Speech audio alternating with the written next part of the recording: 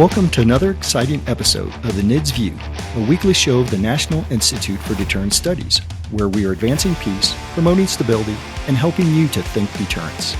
Each week we will discuss and analyze a recent topic and provide insight to how it affects our national deterrence. The view of the hosts and guests are their own. We hope you enjoy the show. Welcome back to another great episode of the NIDS View, a podcast of the National Institute for Deterrence Studies. And of course, the NIDS View is our roundtable discussion of a current topic or an article that was interesting. And, normally, of course, I'm Adam Lowther, but normally it's Jim Petrosky and Curtis McGiffin. And, it's essentially an AARP meeting. But today, Jim and Curtis are out. And so we brought in John Swegle and Aaron Holland. And so we brought the age down quite a bit. And so it's going to be, well, not you, John. You're still an old guy. And I guess I'm kind of an old guy. But, not in my class. But Aaron's not an old guy. And so Aaron's a young guy. And he's joining us. And so we're going to have a little bit different type of discussion because we got different talent for this, this podcast. But we still got a great article to discuss. And oh, by the way, welcome to the NIDS View, John, and welcome to you, Aaron. It's good to have you both here. It's a pleasure to be here. It's great to be here. So we had an interesting article that was a foreign affairs piece. The Conventional Balance of Terror. America needs a new triad to restore its eroding deterrence, written by Andrew Lim and James Fearon. That's in the latest issue of the magazine. And essentially, the authors make the case that the U.S. is not positioned in the Pacific to win a conflict with China, and because we're heavily reliant on bases. We have short-range aircraft. We have lots of, giant aircraft carriers that are attractive targets and, surface ships. And that what we need to do to deter the Chinese from attacking Taiwan is to have a better deterrent. And that better deterrent is, of course, it's more attack submarines, fewer surface ships and carriers. It's more long-range strikes, so more long-range bombers, fewer F-35s, for example, or, F-18 Hornets on carrier decks. And of course, more mobile, medium, intermediate, short-range ballistic missiles that can be moved around and still shoot at Chinese targets. And their argument is, if we have this new triad, it's a conventional triad of, much like the nuclear triad of submarines, bombers, and then missiles, that will therefore ensure that the U.S. cannot, essentially lose the war in a first strike and therefore be out of it. And they say, well, hey, if the Chinese know they can't take out this new triad, this conventional triad, they will be more effectively deterred from employing their assets in the first strike, and therefore deterrence is preserved. So that's sort of the basis of the argument. And I thought this is a great article, and we should have a discussion about its merits. And so with that, Aaron, why don't you sort of give us your take first? As you read the article, what was it that you thought, was sort of struck you about it? Well, I thought it was an interesting article in the sense that they're trying to mimic the nuclear triad to some extent and its survivability capabilities of withstanding a first strike and being able to retaliate. But I thought there were some issues with the proposal. I mean, first, and they kind of mentioned this in the conclusion, like the procurement capabilities of creating more B-21 Raider bombers, pretty much not capable for at least a decade to get up over 100.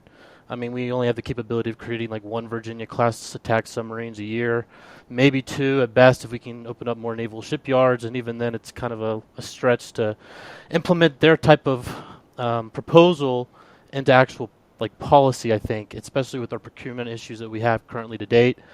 And also, I mean, they made some good points, I think, in the fact that we're kind of a fixed military positions, whether it be our aircraft carriers, our destroyers, our cruisers, our military bases in the region, especially in the Indo-Pacific. They're kind of just fixed assets that they're precision-guided munitions.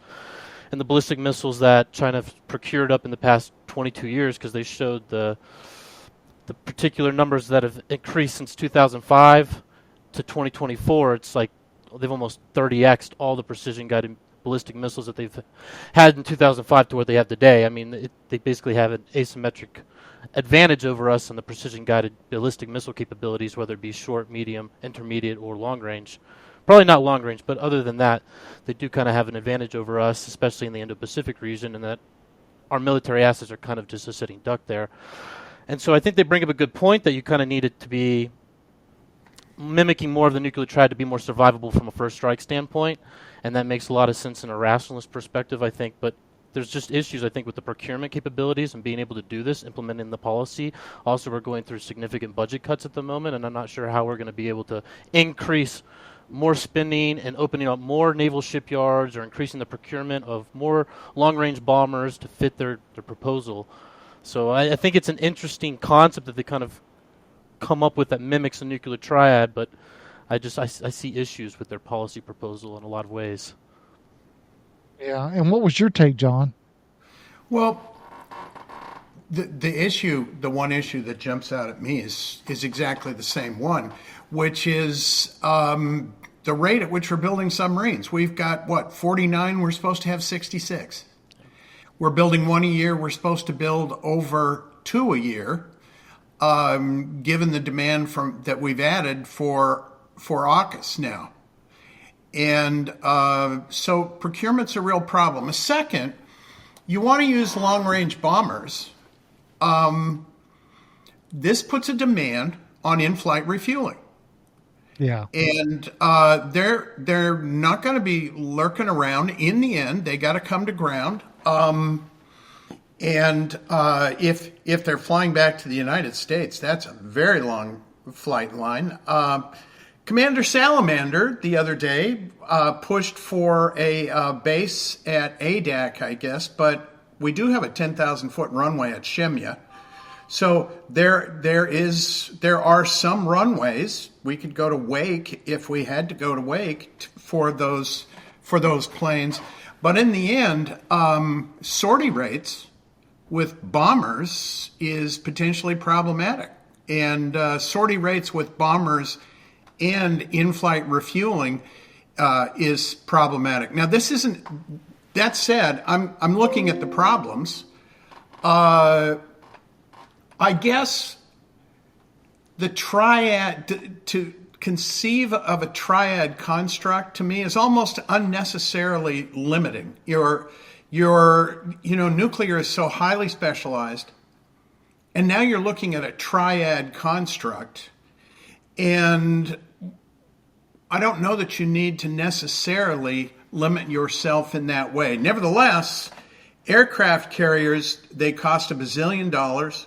Not just the boat, but the aircraft, and there's a real problem with the Chinese for area denial. So there's merits to this. The aircraft carrier or the submarines are going to be a very important part of this. And really, when you get down to it, you're trying to prevent an invasion, right? Yeah. And they'll be very good at that. If we've got our anti-ship cruise missiles on long-range aircraft, very helpful. Somewhere in here, I hope we're going to have hypersonic mobile launchers in region that we can make use of. Yeah, I mean, I don't disagree with them that we need, more of these, attack subs, more long-range bombers, mobile missiles. I don't fundamentally disagree, but at the same time, my take was that it's true but irrelevant, because if so let's back it out. The Chinese are going to have, are going to march through the streets of Taipei to celebrate the century of, renewal in 2049. So they're going to have attacked Taiwan, seized Taiwan, and then rebuilt everything they destroyed before 2049. So they're going to need to attack and invade and seize Taiwan. They probably need 10 years to rebuild, maybe. So they're going to have to do it at some point here before too terribly long. And we're not going to stop being dependent upon, we're not going to all of a sudden sort of mothball a dozen carriers and say, hey, we want to go a different route. That's just, we might lose them in battle, but we're not going to mothball them before that. I don't see that happen. So what about fighting with what you got? I would have liked to have seen an article where they said, hey, since this is what, you've, like, what was it? Was it Rumsfeld, or I forget who was it that said you fight with the army you have, not the army you want? Rumsfeld. And so you're going to fight with the Navy you have, not the one you want. What I really wanted to see was, how do we fight with the Navy we have, and how do we make it more effective? What would make the U.S. Navy and its very attractive number of carriers less vulnerable and more deadly? That's what I would have liked to have seen, because I think it's probably possible. We're smart people. Americans are creative. We could have figured something like that out. What were you going to say, John? Well, as I think about it, it does occur to me. You really have to, our inability to finish NGAD, the next generation air fighter, and the timeline that we're looking at for F-47, all we have are long-range bombers shooting cruise missiles. The F-18s, the F-35s, they don't have the legs to contribute if you can't get the aircraft carriers close. And the cost of losing an aircraft carrier to a anti-ship ballistic missile is enormous. So they do have a point, because definitely, like it or not, they point to the replacement that you have to have for, it's unfortunate, far too many years of having let this go. And far too many years of coming to the conclusion that this was going to be the theater. Hey, what's that CNO, that Chief of Naval Operations, the one who's saying let's reduce the number of carriers and let's move to drones and let's move to, what's his or her name? What's that chief? There isn't one. I've never heard of a Chief of Naval Operations saying let's get rid of the carriers. And I'm not even hearing it today. So I guess my problem is who's going to be the advocate for this move? Because I do think, we probably need fewer carriers. They're great for operations in, the Persian Gulf against Iraq or something to that effect. But like you say, like they say, they're not the best for China. But I don't know how is that process of changing to this new fleet going to work. And I'm not sure that the Navy, I went to a conference once because I was a Navy guy, and I went to a conference once and there was sort of a funny byline under it, under the title of the conference, and it was 200 years without change. And because the Navy is very slow to change. And so I'm not sure how this, such a tremendous change would happen when we have had the American people invest, $5 to $10 billion in each of these aircraft carriers. How do we say, well, it was a good idea, but now it's a bad idea because of the Chinese threat? That's a hard one, and I'm not sure who says that. Aaron? I just have two quick things. I'm not entirely certain they're saying get rid of aircraft carriers. I think they want to reposition the fleet out of the Indo-Pacific, though. I think their whole premise of their argument is that the precision-guided ballistic missiles are posing a great threat to the aircraft carriers in the Indo-Pacific. But I don't think there's a really other, and I could be wrong, correct me if I am, but I'm not sure there's another state with the type of precision-guided ballistic missiles that China possesses that could actually take out aircraft carriers at the rate that they possibly could. I think that's why the premise is that we need to change the structure of the force in the Indo-Pacific away from what we currently have it at. They propose, this conventional triad, which isn't, I think, as we've touched on, isn't really all that feasible in the short term. It's more of a long-term gamble of trying to get an asymmetric advantage in the Indo-Pacific against China. Also assuming that China is encountering their own procurement at that time if they noticed we were changing our approach there. But I think you're right. I mean, aircraft carriers are pretty necessary for global force projections on a large scale. I just think that their argument is that it's a weak point for us in the Indo-Pacific to have them kind of be sitting ducks out there for the guided ballistic missiles to kind of be able to target them at the rate that they could, especially with the amount of anti-ship cruise missiles they have. They note China has over a couple thousand at this point, where we really don't have that sufficient numbers to counteract that. But I think that's really one of the things that they're kind of arguing is almost like maybe positioning them out of the Indo-Pacific, but not necessarily get rid of them altogether. But I hear what you're saying, Adam. It doesn't seem like they have a proposal of how to win now. I think these authors come from the assumption that we're going to lose, and they cite a couple of war game scenarios where we've lost in the war games. And I think that their assumption is that if we were to go to war with China today, that we're going to lose, and that they come up with a proposal that could maybe give us an asymmetric advantage. But I'm not sure that we would lose. I think that we're pretty resilient. We've shown that we're pretty resilient over the 250 years we've been a country. But two, we do have weaknesses, and they've highlighted those weaknesses quite well in this article. I'm not entirely certain at this point how we can procure their proposal, though. If you go up, I've been to Wilmington, North Carolina, and the USS North Carolina is there. Took the tour.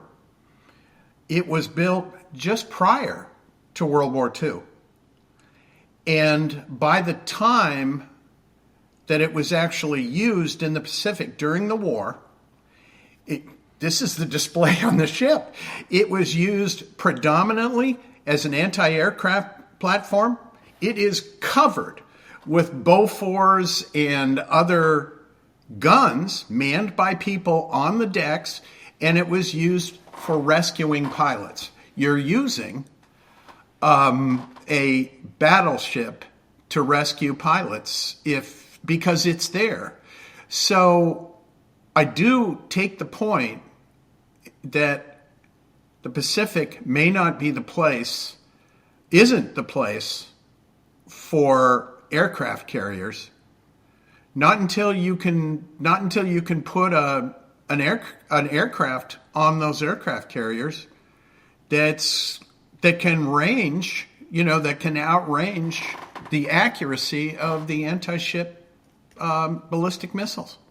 So they do have a point there. They do have a point with the long-range bombers. We need the range. We haven't made the sixth-generation aircraft that can operate in that realm. So to be sure, in this case, they are at least, even if you don't like every feature of their solution, they are certainly calling out the problems and calling for some kind of solution to really difficult problems. Yeah, I don't disagree with what you said, but my only question is if this, threat is pretty imminent. So let's suppose that, you've had, I think General Minahan said 2027, you've had a couple other people talk, sort of the 2027 to 2030 timeframe. We're not going to, substantively change the fleet in the next 3 to 5 years. That's just not going to happen. I mean, there's no way to do it. So therefore, B-21s will be using B-1s. Yeah, I mean, we'll fly this is the sort of the interesting thing is we've made these choices over long periods of time. We didn't get here by accident or happenstance or, just here recently. This is a long-term decision that the U.S. military, the Air Force knew. I was writing articles about the legs of the of the F-35 in an Asia crisis. I wrote a substantive article, in 2013 talking about this. So we've known for a long time that F-35 couldn't fight in Asia. And so, but we made the choice for whatever reason. And I can't quite say what the justification was. And then we've made the choice not to build new bombers. And here we are in 2025 and we still haven't got the first one yet. So my question is, what can we do now? What can we do now that would actually be effective for deterring the Chinese? I personally would submit to you the most effective thing we could do to deter the Chinese is to give the Taiwanese nuclear weapons. That's my proposal. I think that's far more likely to be effective today. Or here's my other one. Support the Ukrainians, the South Koreans, the Taiwanese, and the Japanese building a super secret weapons development program in Ukraine, in Western Ukraine, and then they can collectively, design and build their own nuclear weapons that then goes, it's placed in Ukraine, Korea, Taiwan, and Japan, and they go public all at the same time. Could you imagine the conniption that the Russians and the Chinese would have on that day? And that would, tremendously complicate, particularly for the Chinese to have 3 of their neighbors now nuclear armed. But that could be done much more rapidly with much greater effect, I think, than trying to, mothball, the carriers, because you got to mothball a bunch of them to afford to then operate and maintain new subs and all the other stuff. And you're going to probably have to mothball or cancel the F-47 program so you can afford the extra bombers. Because, we are operating in a, physically constrained environment. So that was just sort of my take. I don't disagree fundamentally with these guys, but I'm not sure it's the solution in the, let's say, 3 years or 5 years. Put me down as a no on the nuclear weapon. I've been in that business of looking at other countries. My thought, if you're the Taiwanese and you're trying to develop nuclear weapons, you can't avoid a single slip in a country that is shot through with foreign agents. Because the Chinese, I believe, would act immediately. Yeah. On that. That's why you build them in Ukraine. It's the perfect place. No, I'm not big on that, because KH-101s can reach that target, and once again, if you're really developing nuclear weapons, KH-102s can reach that target. One being the conventional, one being the nuclear armed version. So I don't think that solves the problem. But I do come back to what you said. And that's, how do you fight with the weapons you've got? And the authors are at least trying to find a way to fight either with weapons we've got or weapons we're hoping for that are under development. Yeah. Aaron? Yeah, Adam, I didn't expect the full Kenneth Waltz approach, to be honest, but I mean, it went full. Yeah, I mean, I'm aware of the literature. It's an interesting idea. I think I'm more on John's side. I probably wouldn't support this idea. But in an offensive realist world, Mearsheimer would say that's the worst case scenario for China, to have that many nuclear neighbors on its doorstep. I think ideally, like in our current situation, you have to make Taiwan just an absolute bloodbath if they're going to invade it. I mean, the authors note that the only advantage we have at the current moment is that it's an amphibious assault. And all the literature and all the historical case studies have shown that amphibious assaults are the most difficult to go through with. And the only way you could currently defend in the current system that we have in the Indo-Pacific setup with our military like already there, is to make it a bloodbath. I mean, quite literally make our defenses as entrenched as possible. I mean, almost minefield the South China Sea all the way up into Taiwan as best as you can, have all your attack submarines in the area, and make it as bloody as it possibly can be, to where China is taking in numerous amounts of deaths upon the invasion. And even in that scenario, they probably still could end up getting Taiwan. I mean, so a lot of questions have to emerge about how vital is Taiwan to America's security in the Indo-Pacific, how much is it important to us to keep pushing them into the South China Sea and keeping them there. I think our military has made a pretty vocal argument that it is very vital to our security interests in the Indo-Pacific, but, you know, if all the war games show we're not necessarily going to win the scenario, then you have to ask, I think, more questions about how vital it truly is. But I think you got to make it a bloodbath. I mean, quite literally, you have to use all your defensive capabilities to beef up Taiwan as best as you can, entrench the island as much as you possibly can to just make it as brutal as possible for China, and kind of see where the cards land at that point. At which point you have to, I think it was Commander Salamander today, not my only source of information, but talking about the fact that these for an objective of this importance, this doesn't end overnight. And so you have to ask, what's the next step? What's the next step? I'm very interested by the fact that quite possibly all this wrangling around about the Panama Canal is a part of this. You think you're gonna blockade Taiwan and the South China Sea?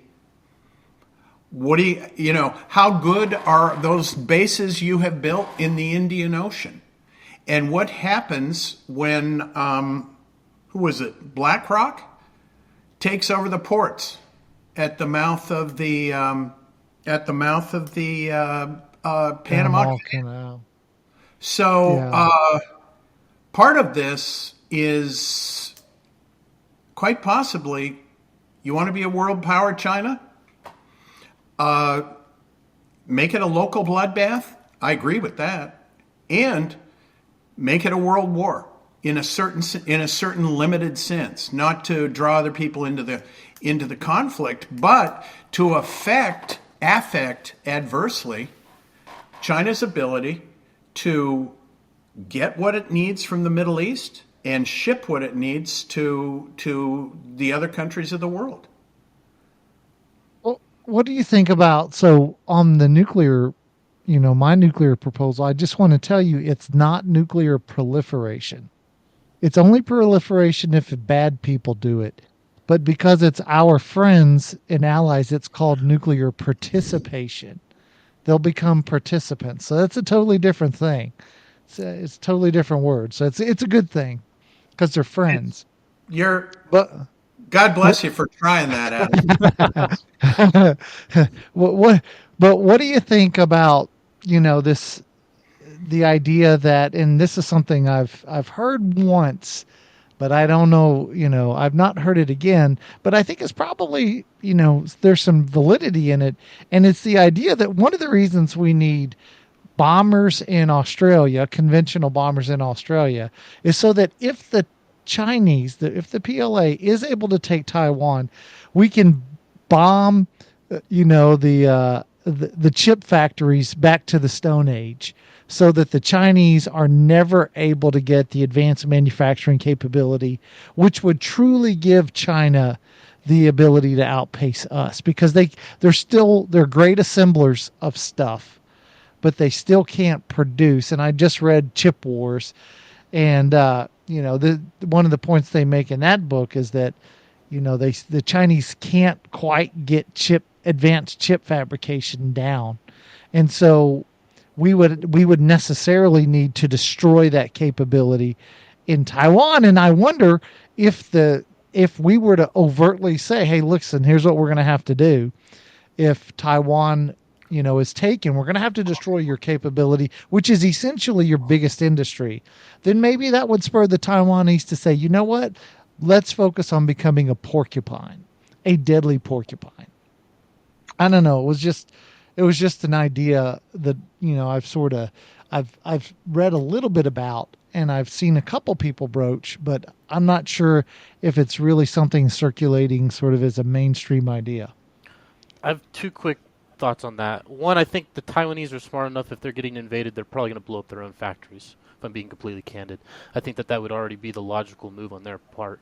And then two, I think that Taiwan, even if, let's say, China in the hypothetical, the PLA actually takes over Taiwan, and then they're trying to occupy Taiwan, it's going to be a porcupine for at least 100 years. I mean, we're talking 3 generations that are probably going to consistently be rebelling against the PLA. And maybe they can squash the rebellions consistently, but, I mean, there's so many authors that have talked about how difficult an occupation of a foreign state, and maybe they don't think Taiwan's a foreign state, but Taiwan thinks they're a foreign state.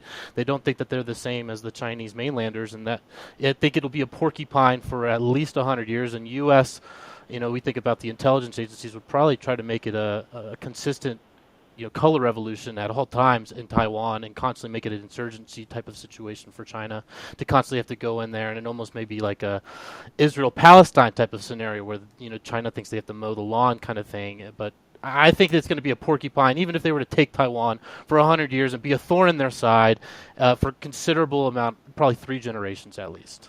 That would be my guess. Yeah. I think I'd like to believe that. I mean, that's no, that's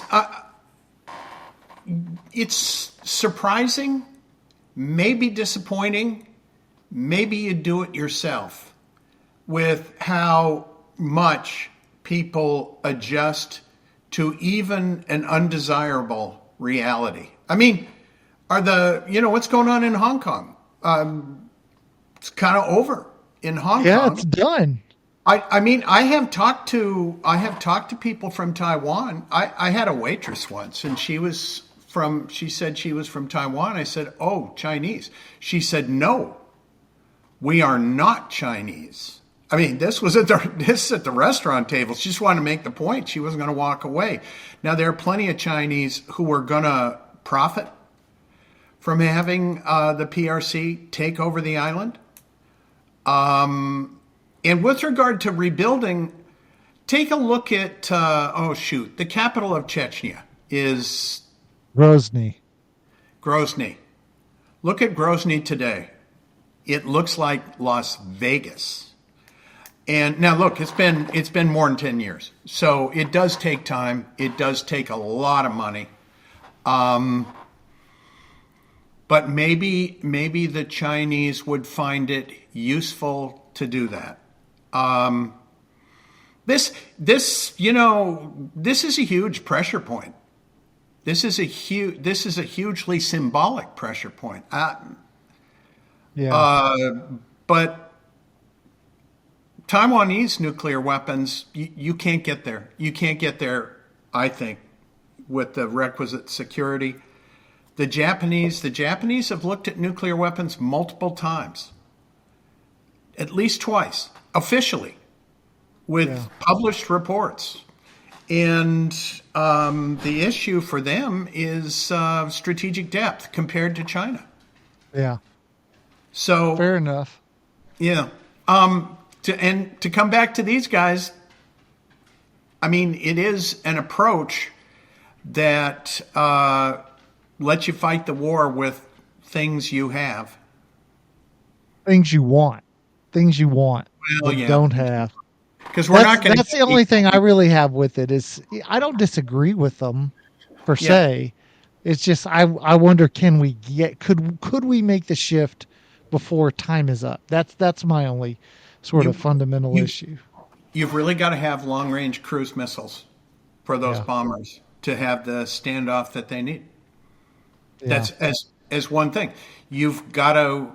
We are never going to have, as far as I can tell for now, a stealthy tanker. Boeing's having a tough time, getting over the finish line with their tanker because of the TV in the back end of the plane. So at least they're taking on a tough problem. Yeah. Well, unfortunately, we're out of time. So, I think we've solved the Taiwan problem. So next week we'll pick world hunger, and then the week after that, we'll solve poverty. So if we can solve the Taiwan problem, then poverty and hunger are nothing. Those are easy. Have you given up on the climate, Adam? Because I know that was a shiny object for you. Well, I mean, I solved the climate problem. I wrote the seminal article on how to solve climate. Get rid of nuclear weapons, start fighting world wars again, kill the 70 million or so a year that you need to kill to reduce those. I mean, look at you. They're worth. Look, between the two of you and all the listeners, that's hundreds, if not thousands, of carbon emitters. Let's start killing 70 million or so a year, and your climate change problem goes away. That's why when we had a very slowly growing, world population, we didn't have climate change. It was only when the climate tripled, thanks to nuclear weapons ending great power war, that's when we had the climate problem. So get rid of the nukes, make war great again, kill all the people you need, and climate change goes away. I've done the research. It works. Yeah. So, but it's a worthy effort to take people down this road. Yeah. I'm not sure that it isn't an over-limiting construct, but it's a worthy effort to take people down this road. Well, yeah. So I think we've dealt with Taiwan sufficiently today. I mean, of course, thanks for joining this week. Great job, Aaron Johns. Good to have you on the NIDS View. It's always a pleasure to have other members of the NIDS expert corps to join us. So, and I'm sure the listeners are happy to have different perspectives periodically. So thanks for being here. Thanks for having me. Okay. You bet. And of course, thanks to you, the listeners. And as always, we want to remind you to think deterrence. Thank you for listening to the NIDS View. This show is produced under the NIDS Podcasting Network, a division of the National Institute for Deterrence Studies. NIDS is a 501c3 organization dependent upon donations to provide this podcast and bring about awareness of the peacekeeping value of U.S. strength and our national deterrence. You can catch all of our podcasts or provide feedback at thinkdeterrence.com. I would like to thank our producer, Kimberly Charrington, our sponsors, and all the fantastic members of the National Institute for Deterrence Studies for making this podcast possible. Stay tuned next week for another exciting and informative The NIDS View. The NIDS Podcasting Network.